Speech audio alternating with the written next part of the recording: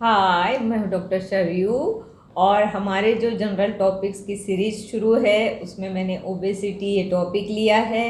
और आज से हम लोग ओबेसिटी और उसके जो मेडिकल कॉजेस होते हैं उसके ऊपर हम लोग चर्चा करने वाले हैं। तो एक बड़ी सीरीज़ बनने वाली है। भाई, दुनिया में हर साल 10 मिलियन लोग रजिस्टर्ड होते हैं ओबेसिटी के लिए। ओबेसिटी एक सामाजिक समस्या है, सामाजिक समस्या, क्योंकि लोग डिप्रेशन में जाते हैं और उनका जो विल पावर होता है, फीलिंग ऑफ फिटनेस जो होता है वो एकदम ही कम हो जाता है। तो व्याख्या अगर हम कर ले ओबेसिटी की कि ओबेसिटी क्या है, तो ओबेसिटी सिर्फ फैटीनेस नहीं है, मोटापा नहीं है, वो एक रिजल्ट है मेटाबॉलिक डिसऑर्डर्स का। उसमें बहुत सारी मेडिकल जो डिजीजेस फैक्टर्स होते हैं वो हिडन होते हैं, हमें उन्हें ढूंढना पड़ता है। जो मोटे लोग होते हैं उनमें जो मेडिकल डिजीज़ होता है उसे हमें ढूंढना पड़ता है। हम लोग अगर उन्हें एडवाइस करते हैं कि भाई डाइट कर लो, एक्सरसाइज कर लो, तो पता है वो मोटापा जाने वाला नहीं है। हम लोग मेटाबॉलिक डिसऑर्डर्स क्या है, भले वो चाइल्ड ओबेसिटी हो, इन्फेंट की ओबेसिटी हो, अडल्ट की ओबेसिटी हो, प्यूबर्टी में आने वाली ओबेसिटी हो, मेनोपॉज में हो या ओल्ड एज में हो, सब जगह मेडिकल जो डिजीज़ होता है उसे हमें ढूंढना पड़ता है। एक कॉमन डिजीज़ है, एक कॉमन डिजीज़ है जिसका नाम है हाइपोथायराइडिज्म, क्रिटिनिज्म, बच्चों में होता है। और हाइपोथायराइडिज्म ये इतनी कॉमन समस्या है कि हर थर्ड या फोर्थ पेशेंट जो ओबेस होता है वो हमें हाइपोथायराइड मिल जाता है। अब मैं खुद ही की बात बताती हूँ आपको। मुझे देख लो आज, और ये जो मेरी फ़ोटो है ये मेरी पहले की फ़ोटो है। प्लीज़ हंसिएगा मत, क्योंकि मुझे मेकओवर करने में काफ़ी समय लग गया। मुझे ऑटो इम्यून डिजीज़ था और मुझे हाइपोथायराइड भी था। हाइपोथायराइड मेरा पोस्ट सर्जिकल था, क्योंकि मुझे थायराइड नोड्यूल हो गया था और वहाँ पे फॉलिकुलर एडिनोमा करके डायग्नोसिस हुआ था। इसलिए मुझे नियर टोटल थायराइडिक्टोमी करनी पड़ी, यानी मेरा पूरा थायराइड ही निकालना पड़ा। थोड़ा बहुत डॉक्टर बोले रखा है उससे में उतने में जम जाएगा, लेकिन मेरा जमा नहीं। कुछ दिन के बाद में मेरा TSH यानी थायराइड स्टिमुलेटिंग हार्मोन्स जो हम ब्लड में देखते हैं वो काफ़ी बढ़ गया था। तो मुझे फिर थायराइड्स की गोलियों का सप्लीमेंट लेना पड़ा। उसके बावजूद भी मेरी रिकवरी हो ही नहीं रही थी। दिन ब दिन मैं डाउन होते जा रही थी कि मुझे खड़े रहने की भी क्षमता मेरी कम हो गई थी। मुझे इतना मस्कुलर वीकनेस हो गया था कि मुझे समझ में नहीं आ रहा था। मैंने इतने सारे डॉक्टर्स को खुद को दिखाया है और मेरी इतनी सारी ब्लड टेस्ट की गई है कि सब नॉर्मल ही आती थी। दिन ब दिन मेरा खाना भी कम हो गया और लोगों ने तो मुझे साइकियाट्रिक पेशेंट करके भी लेबल कर दिया। मेरे दांतों में प्रॉब्लम आ गई, मुझे सेंसिटिव टूथ्स हो गए पूरे, मेरी टीथ, मुझे खाना नहीं होता था, मुझे नींद नहीं आती थी, मैं चल नहीं पाती थी, मैं उठ नहीं पाती थी, इवन मुझे बैठने में दिक्कतें होती थी, काफ़ी परेशानी होती। दिन ब दिन मैं डाउन होते जा रही थी, दिन ब दिन डाउन होते जा रही थी, समझ में नहीं आ रहा था कि हो क्या रहा है। फिर बाद में तो नौबत यहाँ तक के आ गई कि मुझे पेशाब होना कम हो गया। मैंने अपने हस्बैंड को बता दी थी, देखो कि पेशाब कितनी कम होती है कि बच्चे भी, छोटे इन्फेंट भी इससे ज़्यादा उन्हें पेशाब होती होगी। तो किडनी फंक्शन करो तो मेरा नॉर्मल ही आता था। दिन ब दिन जैसे ही मैं डाउन डाउन होते गई, मुझे हेपेटाइटिस हो गया, यानी जॉन्डिस हो गया। जॉन्डिस भी इस तरीके का हो गया कि भाई जॉन्डिस इतना बढ़ गया कि नॉर्मल ही नहीं आ रहा था। सब बोल रहे थे कि अभी नॉर्मल आ जाएगा, 8 दिन हो गए नॉर्मल आ जाएगा।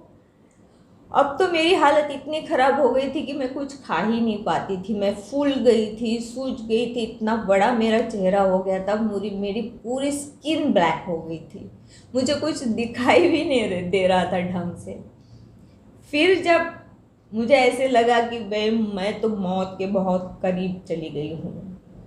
ऐसे वक्त में किसी ने मुझे डायग्नोस किया कि मेरा ऑटो इम्यून डिजीज़ है, ये ऑटो इम्यून हेपेटाइटिस हो गया है। फिर बहुत सारी ब्लड टेस्ट हुई, प्लाज्मा लगाया, 13-14 दिन में एडमिट रही और काफ़ी हाई डोजेस के स्टीरॉइड्स मैंने ली। तब तक के मैं सोचती थी कि मैं खाती तो नहीं हूँ लेकिन मैं फूलती जाती हूँ, ये स्वेलिंग क्यों आता है, क्योंकि ओबेसिटी जो है ये inflammatory disease of the body है, लेकिन इन्फ्लेमेशन क्यों हुआ है उसका हिडन कॉज जो था मेरे इसमें वो था ऑटो इम्यून डिजीज़। और फिर मेरी लड़ाई खुद के बॉडी से शुरू हो गई। भाई मैंने तो बहुत लड़ाई की अपने बॉडी के साथ में।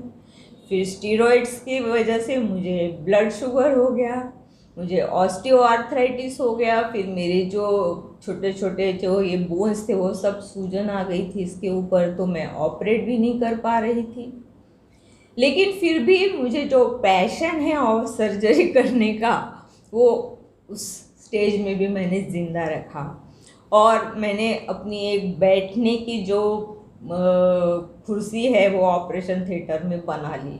मैं ऑपरेट करती थी, बैठती थी, ऑपरेट करती थी, बैठती थी। मैंने अपने फिंगर्स को काफ़ी यानी मोबिलाइज करके रखा, व्यायाम करते रही। और फिर मैंने रिसर्च करना शुरू कर दिया कि भाई मैं क्या करूं कि मैं फिट हो जाऊं।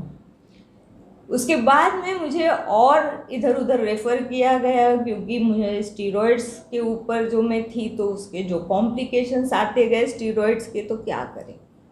फिर मुझे एक डॉक्टर ने सलाह दी कि नहीं भी ग्रेजुअली स्टीरॉइड्स हम लोग बंद करते थे। फिर मुझे इम्यूनो सप्रेशन ड्रग्स के ऊपर रखा गया जिसमें मेरी जो इम्यूनिटी थी वो डाउन होने वाली थी। और फिर मुझे बताया गया कि मास्क पहनना, हाथ धो के ही खाना खाना, ज़्यादा से ज़्यादा पेशेंट से दूर रहना, ज़्यादा से ज़्यादा खुद को प्रोटेक्ट करना। और मैंने इस तरीके से खुद को प्रोटेक्ट करना शुरू कर दिया। मैंने अपनी प्रैक्टिस को 50% डाउन कर दिया और कुछ सिलेक्टेड केसेस जो मेरे लिए आते थे सिर्फ मैंने उन्हीं के ऊपर कॉन्सेंट्रेट किया। लेकिन मैंने अपने खुद के बॉडी से, अपने विल पावर से काफ़ी ज़्यादा मात्रा में फाइट की है।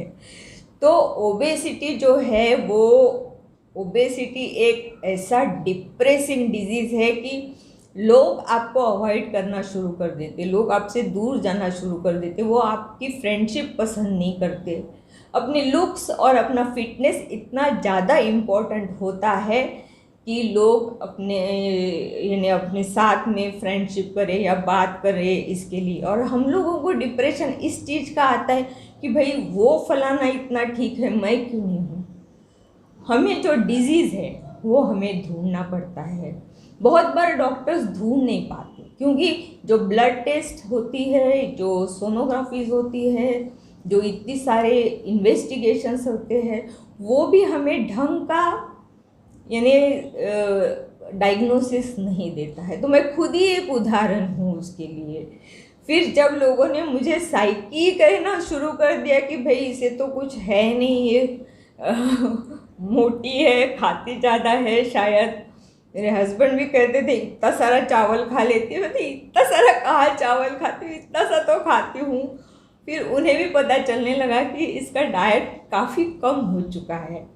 तो होता है, फिर लंबी ट्रीटमेंट शुरू हुई, 7-8 साल की ट्रीटमेंट रही।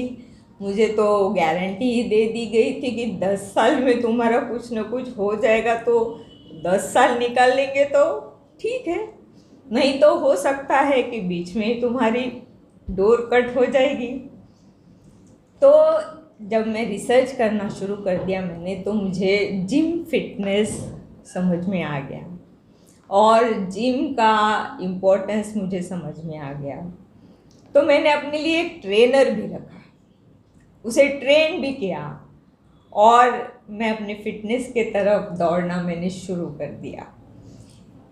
नियर अबाउट 76-80 kgs का मेरा वेट मैंने आज 57-56 के तरफ लाया है और काफ़ी मेहनत की है। इस दौरान मेरी दूसरी जो ज़िंदगी शुरू हो गई, इसमें मैंने एक मूवी भी डायरेक्ट की प्रोड्यूस की है जिसका नाम है टाटवा मराठी मूवी। और फिर मैंने जो मेरा काम था, जो मैंने कम कर दिया था, वो जो वक्त मेरा बच रहा था, उस दौरान मैंने काफ़ी सारे बुक्स पढ़े, काफ़ी सारे, सभी महापुरुषों के बुक्स मैंने पढ़े, उनके नोट्स मैंने निकाले, मैंने स्पीचेस देना शुरू कर दिया। और भी वक्त मिला मुझे तो 1 सेकंड 1 मिनट भी मैं वेस्ट नहीं करती हूँ, आपके लिए वीडियोस बनाती हूँ। जब भी वक्त मिले मैं बैठ जाती हूँ, कुछ टॉपिक लेती हूँ, आपके सामने बैठ के मैं वीडियो बनाती हूँ। तो ये हो गई मेरी स्टोरी। मुझे थायराइड नहीं है, तो प्रॉब्लम मुझे बहुत होती है कि मुझे कोल्ड का इंटॉलरेंस बहुत ज़्यादा है, ठंडी मुझे बिल्कुल सहन नहीं होती।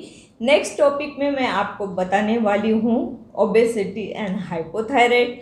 तब तक कि मेरी ये ज़िंदगी की स्टोरी आप सुनो, लाइक करो, शेयर करो, और विल पावर को कैसे बिल्टअप करते हैं, खुद से लड़ाई कैसे करते हैं, इस खुद की लड़ाई में आपके घर के लोग, आपके फ्रेंड्स आपको कैसे मदद करते हैं। इसमें ट्रेनर्स की भूमिका बहुत ज़्यादा होती है कि उन्हें पता नहीं होता है कि ये सामने वाली बाई को क्या है, लेकिन मोल्ड करने की जो उनकी भी विल पावर होती है वो भी काफ़ी इम्पोर्टेंट होती है।